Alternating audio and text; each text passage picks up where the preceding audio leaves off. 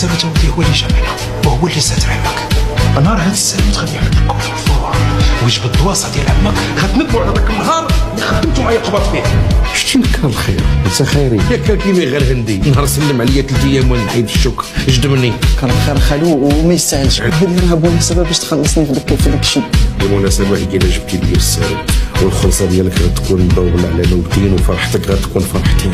الو اسمع، يمكن ناخذ ولد خالتك. لا ماشي اللي كيبيع الحشيش، هذا ولد خالتك اللي قاري السياسي. كيفاش حال بحال؟ واسمع غادي نجمع عليا شي 4 عندك صحابك اللي كتعرف وغتديو من العكاشه. غادي نقول لك السيد اللي غتمشي وغادي تاخذ السالوت معلقو في عنقه صافي. هو كاين في عكاشه. لا ماشي السالوت كاين في عكاشه، هو السالوت كاين في عنقه وهو كاين في عكاشه. لا شوف خلي العكاشه وخلي السالوت. غادي نتلاقاو انا وياك دابا واحد شويه في القهوه ديال السبرديه. عرفتها؟ هو ما كاينش في قهوه السبرديه، السالوت كاين في الحبس. قلتي لي امانه انت طلع انت طلع تموت هو نزيد لك غلط. خاص 20 درهم حسبتيهم الله يسامحك.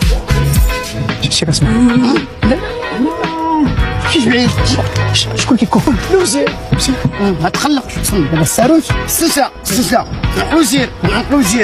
فلوسير خصك ما نخليش. الا خليته غنخلي السلسله ونخلي الساروت نجبدهم دابا بجوج. فيك مشى بقاو تحرك. شافني انا محترف انايا درت الماسك. الحمد لله شفتي الماسك وجه ساعه كنت انا زدتي فتحتها وتحرك.